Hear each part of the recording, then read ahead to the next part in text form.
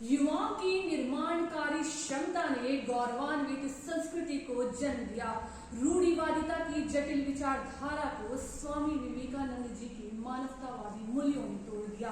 गुलामी की कठोर जंजीरों को युवा आत्मबल ने खोल दिया और सशक्त युवाओं ने विकसित भारत के अग्रदूत का रूप लिया। सशक्त युवाओं ने विकसित भारत के अग्रदूत का रूप लिया। नमस्कार, मैं अपना परिचय युवा शक्ति के रूप में देना चाहूंगी। मैं एनएसएस वॉलंटियर शाहीन परवीन। क्योंकि जब हम बात करते हैं युवा शक्ति की तो यह युवा क्षमता है जिसमें निर्माणकारी गुण हो, और निर्माण से पहले नींव रखी जाती है। हमारी प्राचीन सभ्यता और संस्कृति में वह नींव पहले ही हमारे युवाओं के द्वारा रख दी गई।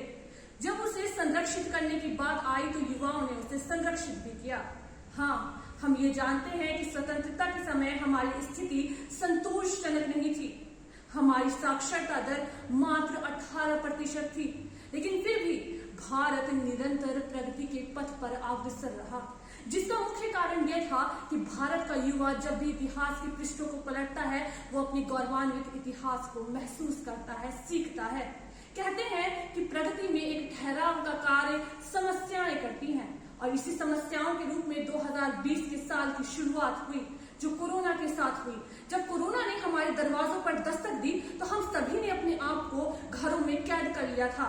बाहर निकला तो वो था देश का युवा। सरहद से लेकर सड़क तक, जहां तक भी उसने अपने कर्तव्य का पालन हो सका, उसने अपने कर्तव्य निष्ठा का सबूत दिया। और तब से शुरू हुआ भारत के पुनः आत्मनिर्भर भारत बनने का ये सफर, जिसका मुख्य उद्देश्य ये था कि युवाओं को खुद में विश्वास को जागृत किया जाए ताकि वो अपनी प्रतिभा को निखार सकें। और परिणाम देखिए कि विभिन्न क्षेत्रों में, चाहे वो संस्कृति का क्षेत्र हो, कला का क्षेत्र हो, ज्ञान विज्ञान का क्षेत्र हो, भारत के झंडे को फहराता युवा नजर आया। जब हम बात करते हैं विकसित भारत के संकल्प की, तो उसकी आधारशिला हमारा युवा ही तो है। हमारा युवा उस 5 प्रण को जानता है जो अमृत काल के लिए दिए गए हैं। आज युवाओं में संहार की क्षमता है और सृजन की क्षमता भी। आज वो बुराइयों का संहार कर रहा है, वहीं नवीन विचारों का सृजन। आज युवा समाज के केंद्र में बैठा हुआ है, लोकतांत्रिक नागरिकता की विचारधारा को जन्म दे रहा है। उसने पुनः गुरुओं को वह सम्मान प्राप्त किया है जो पहले प्राचीन काल में गुरुओं को प्राप्त था।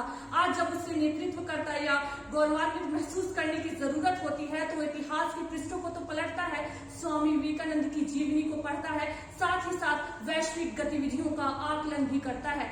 आज का युवा सर्वधर्म संभाव, वसुधैव कुटुंबकम, पुरुषार्थ जैसी विचारधाराओं को अपने भावी चरित्र का निर्माण कर रहा है। आज का युवा सशक्त है, गलत को गलत और सही को सही कहने के लिए। अंत में मैं आह्वान करना चाहूंगी अन्य युवाओं से कि मनुष्य केवल मनुष्य भर चाहिए, बाकी सब कुछ अपने आप हो जाएगा। आवश्यकता है तो वीरवान, तेजस्वी, श्रद्धा संपन्न, दृढ़ विश्वासी, निष्कपट नवयुवकों की ऐसे 100 मिल जाए